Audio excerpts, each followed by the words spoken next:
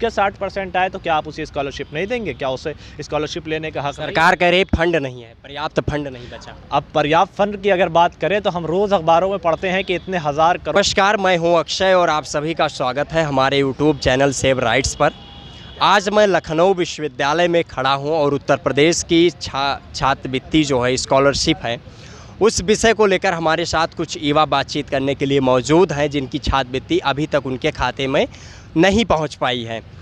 शुल्क प्रतिपूर्ति एवं छात्रवृत्ति ना पहुंचने से छात्रों को किन किन समस्याओं का सामना करना पड़ रहा है, इस विषय पर हमारे साथ बातचीत करने के लिए मौजूद हैं। सबसे पहले क्या नाम है आपका? जी, मेरा नाम कैफ है और मैं लखनऊ विश्वविद्यालय का BA द्वितीय वर्ष का छात्र हूँ। जैसा कि देखने को ये मिल रहा है कि लखनऊ विश्वविद्यालय के काफ़ी छात्रों की स्कॉलरशिप जो है उनके खाते में अभी तक नहीं पहुंच पाई है, जबकि गवर्नमेंट का फाइनेंशियल ईयर 31 मार्च को समाप्त हो गया है। 1 अप्रैल से नया वर्ष शुरू हो गया है और ये कहा गया था कि 25 अप्रैल 2023 तक उनके खाते में स्कॉलरशिप भेज दी जाएगी। लेकिन क्या रीज़न है, क्या अभी तक खाते में स्कॉलरशिप नहीं पहुंची, इस पर आपका क्या पॉइंट ऑफ व्यू है? खाते में अभी तक बहुत स्टूडेंट्स के छात्रवृत्ति नहीं पहुंची है और वो उसी इंतज़ार में बैठे हुए हैं, तक रहे हैं रास्ता, इसलिए कि न जाने कब यूनिवर्सिटी की तरफ से अगले सेमेस्टर के एडमिशन की डेट आ जाए और फिर उस सेमेस्टर में अगर फ़ीस जमा करनी होगी तो वो बच्चा कि जिसके माता पिता खेती करते हैं या फिर अन्य कोई कारोबार करते हैं जिसके ज़रिए बहुत सीमित ही पैसे आते हैं, जिसकी वजह से वो सिर्फ अपना जीवन यापन कर सकते हैं, और बड़ी उम्मीदों के साथ सरकार की स्कॉलरशिप के साथ उन्होंने यूनिवर्सिटी में भेजा है।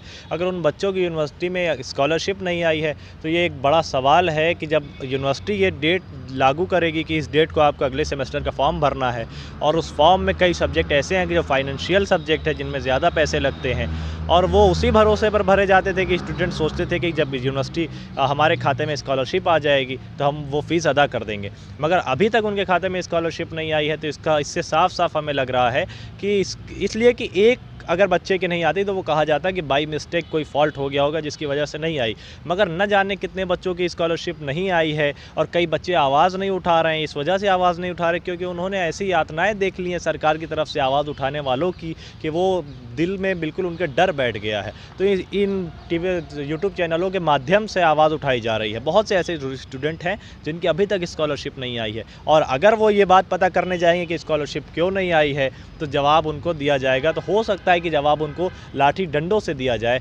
और ये इल्ज़ाम लगा दिया जाए कि ये उग्रता कर रहे थे, ये चिल्ला चिल्ली कर रहे थे, ये तोड़ फोड़ कर रहे थे, और वही छात्र के जो गांव से अपना सपना लेकर लखनऊ विश्वविद्यालय या फिर अन्य किसी विश्वविद्यालय में आए हुए हैं कि आने वाले कल में समाज सेवा करेंगे, देश की सेवा करेंगे, उन पर सरकार झूठे मुकदमे लगा के उन्हें जेल में डाल देगी इस वजह से कि वो अपनी स्कॉलरशिप की आवाज़ उठा रहे थे। क्या रीज़न है? जैसा कुछ देखने को मिल रहा है कि OBC हो, जो अदर बैकवर्ड क्लास है, उसके लिए तो ये कंडीशन ये कहा गया है समाज कल्याण विभाग की ओर से कि जिन छात्रों का 65.20% है विगत वर्ष में प्राप्तांकों का प्रतिशत जो है या उससे अधिक है, 65.20 से अधिक या उतना है, उन छात्रों को स्कॉलरशिप दे दी गई है और जो शेष छात्र बचे हैं उनकी 25 अप्रैल 2023 तक रिलीज़ कर दी जाएगी। तो सबसे पहले सवाल ये है कि क्या उन छात्रों की छात्रवृत्ति अभी तक, मैं कई छात्रों से बात किया जिनकी स्कॉलरशिप अभी भी कह रहे हैं नहीं आई है, और जो ये कंडीशन रखा गया है 65.20, इस पर आपका क्या पॉइंट ऑफ व्यू है? आप अगर यूनिवर्सिटी का चक्कर लगाए और जाके एक एक स्टूडेंट से पूछे जिनकी छात्रवृत्ति नहीं आई है तो आपको सैकड़ों स्टूडेंट ऐसे मिलेंगे जिनकी परसेंटेज 65 से ऊपर है, यहाँ तक कि 70 से भी ऊपर मिलेंगी। क्या अब आप ये कह सकते हैं कि उनके 70 से ऊपर है और सरकार ने कहा था जिसकी 65.2 से ऊपर रहेगी उसको हम स्कॉलरशिप हम लोगों ने दे दी है, जिसके ऊपर है उसकी भी नहीं आई? बहुत से ऐसे स्टूडेंट आपको मिलेंगे कि जिनकी 65 से ऊपर है फिर भी स्कॉलरशिप नहीं आई है, तो सरकार इसका क्या जवाब देगी? क्या ये आप परसेंटेज का जो कंडीशन है ये इसको आप सही मानते हैं? अब देखिए, जो बच्चा AC में रहकर पढ़ रहा है और जो बच्चा जिसके माँ बाप खेती कर रहे हैं, अब उसको खेत पर भी जाना है और पढ़ाई भी करने हैं, घर के काम काज भी करने हैं, और वो बच्चा कि जो AC में रहकर पढ़ रहा है उसके सारी चीज़ें उसके माँ बाप पूरी कर रहे हैं, यदि वो भी अगर 65% ला रहा है और ये बच्चा की जो मेहनत कर रहा है और सारी चीज़ें कर रहा है वो 60% भी ला रहा है, तब भी आप ये नहीं कह सकते हम उसे स्कॉलरशिप नहीं देंगे। इसलिए नहीं देंगे कि वो बच्चा की जो 65% लाया उसको सारी फैसिलिटीज़ उसको पहले से मुहैया थी, उसके पास रहने के लिए अच्छा मकान था, उसके पास AC में सोने के लिए जगह थी, उसे कोई डिस्टर्ब करने वाला नहीं था, फिर उसने 65% हासिल किया। मगर वो बच्चा कि जो 65 से कम है, अब वो बच्चा कि जो खेत में भी जा रहा है, माँ की दवा भी ला रहा है, बहन को भी देख रहा है, भाइयों को भी देख रहा है, घर के काम भी कर रहा है, उसके 60% आए तो क्या आप उसे स्कॉलरशिप नहीं देंगे? क्या उसे स्कॉलरशिप लेने का हक सरकार कह रही फंड नहीं है, पर्याप्त फंड नहीं बचा। अब पर्याप्त फंड की अगर बात करें तो हम रोज़ अखबारों में पढ़ते हैं कि इतने हज़ार करोड़ रुपए फला योजना पे खर्च किए गए, इतने हज़ार करोड़ रुपए का पुल बनाया गया। अगर अब आपने पैसे की बात छोड़ दी है, आर्थिक संकट की बात छेड़ दी है, तो ये भारत ऐसा देश है कि जहाँ पे इस वजह से नोटबंदी कराई गई थी कि करप्शन ख़त्म हो जाएगा। और अगर आप जाके देखें जिन्होंने नोटबंदी कराई थी, ख़ुद उनके गिरोह के नेता, उनके समूह के नेता ऐसे ऐसे हैं जिनके पास इतना पैसा है कि वो किसी राज्य का खर्चा एक हफ्ते तक चला सकते हैं।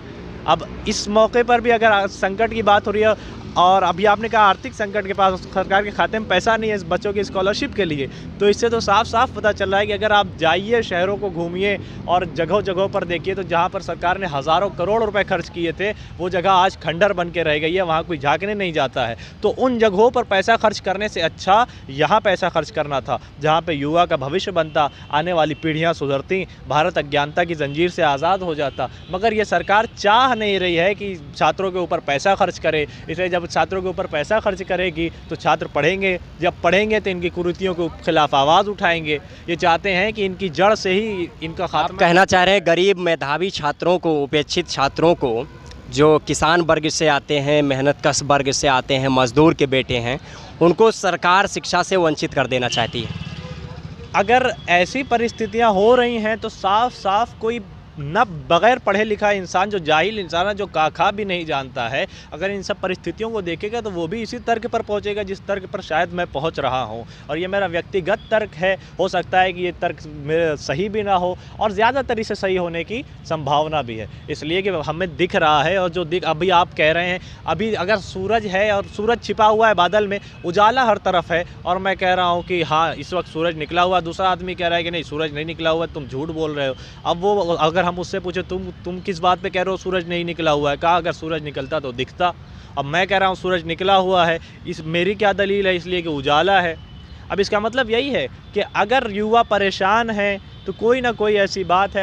युवा परेशान है, उनके घर में कोई परेशानी नहीं है, वो किस लिए परेशान है? क्योंकि सरकार उनका हक नहीं दे रही है। और परेशान वही होता है जिसे उसका हक नहीं मिलता है। और जब हक मांगने के लिए आप आवाज़ उठाएंगे तो आपको हक की जगह सरकार अपनी ज़ोर ज़बरदस्ती से और प्रशासन के ज़रिए आपकी आवाज़ को दबा देगी और आपके ऊपर कई फ़र्ज़ी मुकदमे लगाकर आपकी पीढ़ियों को, आपको हमेशा हमेशा के लिए जेल की सलाखों के पीछे कर देगी।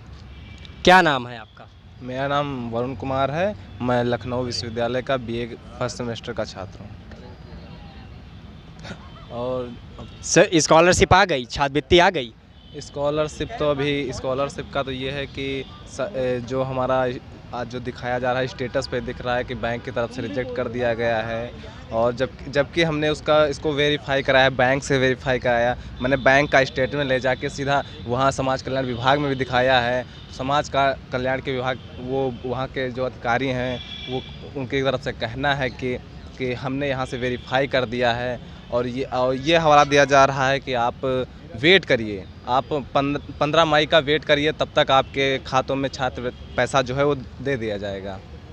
तो आप बीए सेकेंड ईयर के छात्र हैं, फर्स्ट ईयर के लखनऊ विश्वविद्यालय में, तो आपकी स्कॉलरशिप अभी तक नहीं आ पाई है और जैसा कि देखने को ये मिल रहा है, तो आप गवर्नमेंट से, जो संबंधित अधिकारी हैं और सरकार से क्या अपील करना चाहेंगे, क्या निवेदन करना चाहेंगे? मैं सरकार और जो भी छात्रवृत्ति से जुड़े जो मतलब पदाधिकारी हैं, उनसे मैं यही निवेदन करना चाहूँगा कि जो छात्रों की छात्रवृत्ति खातों में दे दी जाए, और ताकि कि वो आगे की पढ़ाई जारी रख सकें छात्र। ठीक है, क्या आपका इस पर क्या पॉइंट ऑफ व्यू है? आपने स्कॉलरशिप के भरोसे एडमिशन लिया, तो क्या आप नेक्स्ट सेमेस्टर की या नेक्स्ट ईयर की फ़ीस भर पाने में सक्षम हैं? घर से फाइनेंशियली आपको हेल्प हो जाएगी, या सरकार से आप क्या अपील करना चाहेंगे? देखिए, आशा तो यही लेके आए थे लखनऊ विश्वविद्यालय में कि छात्रवृत्ति आएगी तो आगे की पढ़ाई जारी रख पाएंगे, क्योंकि हम ऐसे घरों से बिलोंग करते हैं जहां पर काफ़ी गरीबी देखी हमने। वहाँ से मतलब निकल तो आते हैं कैसे भी कैसे थोड़ा बहुत करके कि यहाँ विश्वविद्यालयों तक पहुँच जाते हैं, फिर लेकिन ये होता है कि आगे की पढ़ाई जारी रखने के लिए छात्रवृत्ति पर निर्भर रहना पड़ता है, और जो कि ये छात्रवृत्ति नहीं आएगी तो ये हमारी शिक्षा में बाधा बनने का काम कर रही है। ठीक है, क्या राम मंदिर का निर्माण हो रहा है, मंदिर बन रही है, और लगातार जिस तरीके से मुख्यमंत्री जी कह रहे हैं माफियाओं का खात्मा हो रहा है, तो ऐसे में छात्र स्कॉलरशिप क्या करेगा? छात्र स्कॉलरशिप मंदिर का क्या है कि वो जो गरीब छात्र हैं उनको मंदिर और कांवड़ यात्राओं में शामिल करके उनसे शिक्षा अज्ञान करना चाहे। उनका मेन मुद्दा है कि अज्ञान कर दिया जाए छात्रों को। अगर जब वो अज्ञान हो जाएंगे, शिक्षा प्राप्त नहीं कर पाएंगे, तो वो अपना हक नहीं मांग पाएंगे, सरकार से सवाल नहीं उठा पाएंगे, अपना सरकार से सवाल नहीं पूछेंगे तो वो मनमाने ढंग से अपनी सरकार चला पाएंगे, कैसे भी तानाशाही करेंगे। तो यही है कि और जो गरीब छात्र है वो दबता और चला जाएगा और गरीब का गरीब ही रह जाएगा।